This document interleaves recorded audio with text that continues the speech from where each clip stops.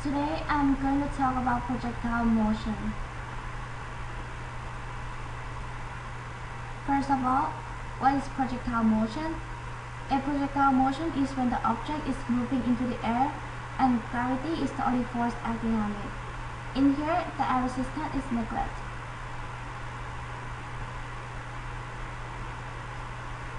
Projectile motion is used in our everyday life, especially in the sport, for example, basketball, golf, baseball, football, and many other more.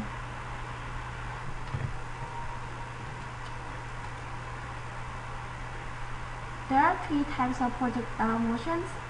The first type is when the object is brought from the rest, as shown in the picture below. In this case, there will be only initial horizontal velocity acting upon the object, because when the object drops from the rest, the initial vertical velocity is zero. The second type of projectile motions is when the object is thrown up vertically, as shown in the picture below. In here, there is only initial vertical velocity act on the object.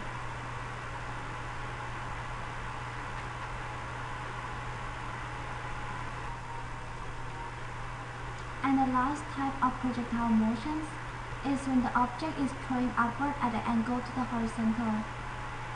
For these, there are both horizontal and vertical initial velocity, but because there is an angle to the horizontal, so the initial velocity will be Vx cos theta for the horizontal velocity and Vi sin theta for the vertical velocity.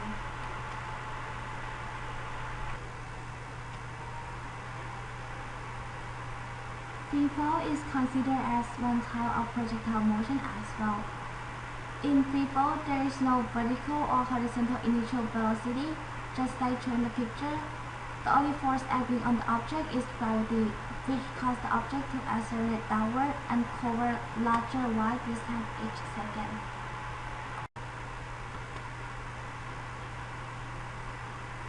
Vertical and horizontal component. Projectile motion has two components. One is vertical motion, which is y-axis, and the other one is horizontal motion, which is x-axis.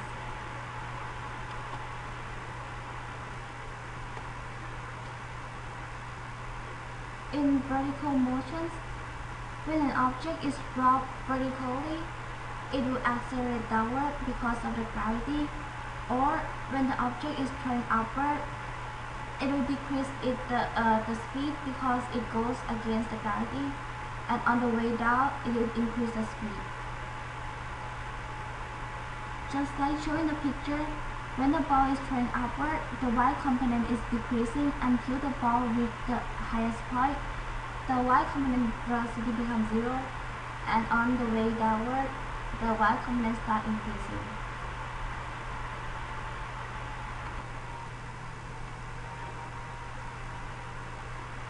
In the horizontal motions, there is no gravitational force acting on the x-axis. Therefore, the object travels with a constant horizontal velocity from the start to the end. And since the velocity is constant, therefore the acceleration is zero.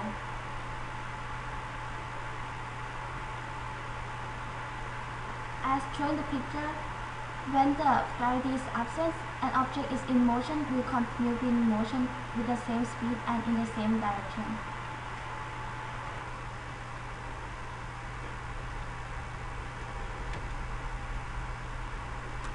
Vector combinations.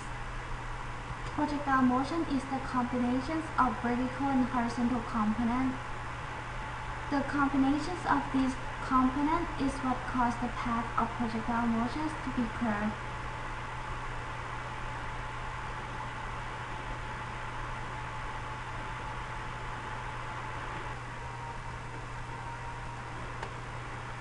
This is an example picture.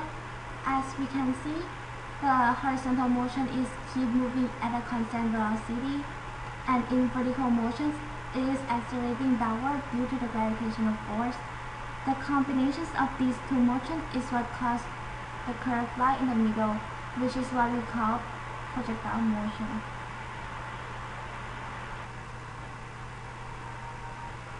For the x distance, we call it as range, and for the y distance, it is called as height. The distance of the range and height will depends on the angle and initial velocity that the projectile is launched at.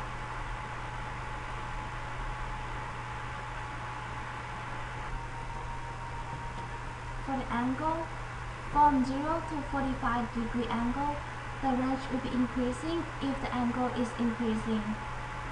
But from 45 to 90-degree angle, the range will be decreased as the angle increasing, as shown in the picture below.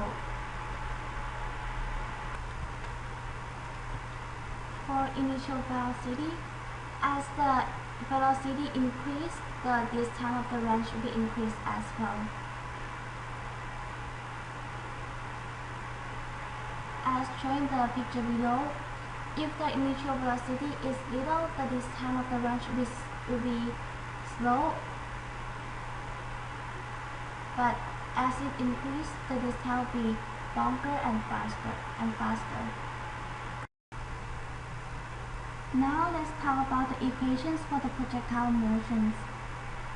Since the vertical and horizontal motion is independent to each other, so they have to be discussed separately. The common things in both vertical and horizontal motion is the time.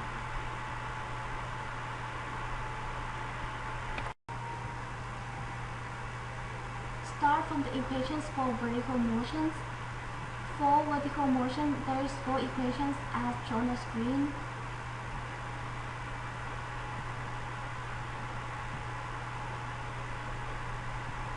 G in here is the gravitational acceleration, which is negative 9.81 meters per second squared.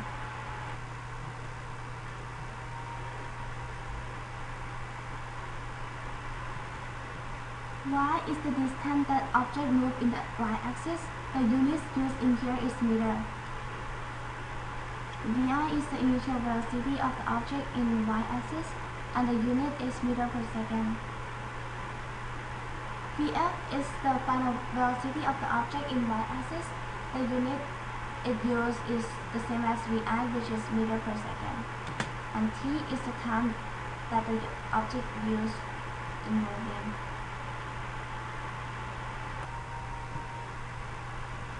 For the horizontal motion equations, there is only one equation used in here, which is x equal to v times t. Vx in here is the constant velocity.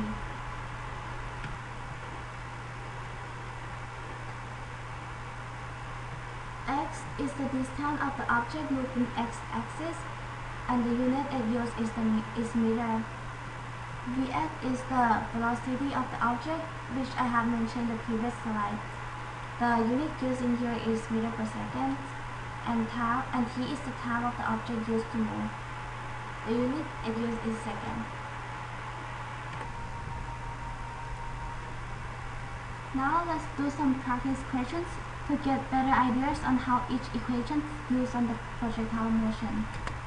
Start from the first question.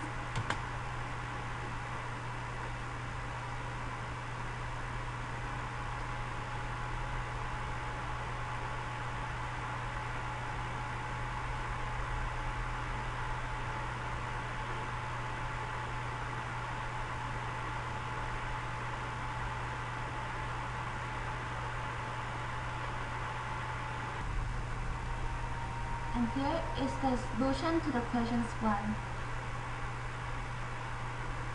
First, we list out the given,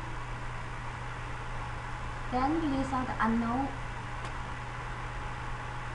After that, we find the equations that suit for these questions and plug in the number in the givens into the equations.